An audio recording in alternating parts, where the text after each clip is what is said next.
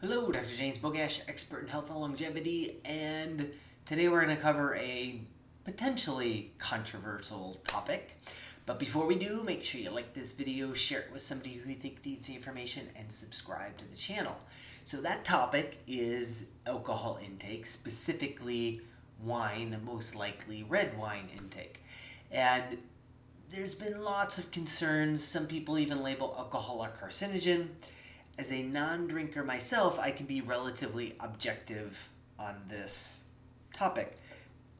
And there are a couple things, like there are issues with alcohol raising estrogen levels, which can then increase the risk of breast cancer or any estrogen-dependent cancer, so endometrial and breast cancer are top of the list.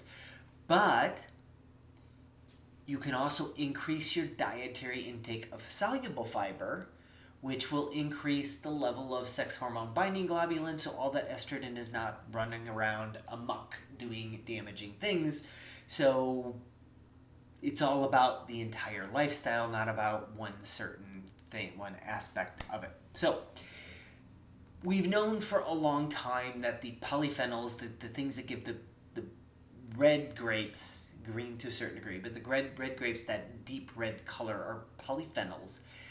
And it's just, polyphenols, there are hundreds, if not thousands of them, bioflavonoids, polyphenols, that are protective compounds in vegetable products and fruit vegetables. Berries are especially high in them.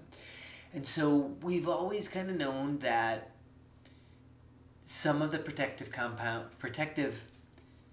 aspects of wine may be coming from the grape itself, specifically the red grape. So you could argue that maybe red grape juice would have the same potential benefit, but this was an interesting study. It was an analysis of the prediamed study. 7,500 participants in it, but they looked at 685 of them that had heart disease and 625 of the group that didn't have heart disease. And rather than looking at intake or recall, so basically how many drink glasses of alcohol do you have per day or per week, because some people can lie one way or the other, usually down, and it may skew the results. So instead of that, they looked at a biomarker in the urine called tartaric acid, and this largely comes from grapes. There's some other compounds as well, but it was probably a really good way to look at an objective look at wine intake and how that related to cardiovascular disease.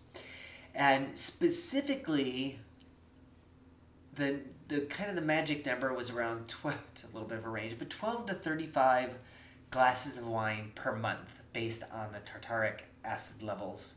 And those were, what they found is that the higher levels were protective against heart failure, heart attack, stroke, and cardiovascular death over 9 years of follow-up.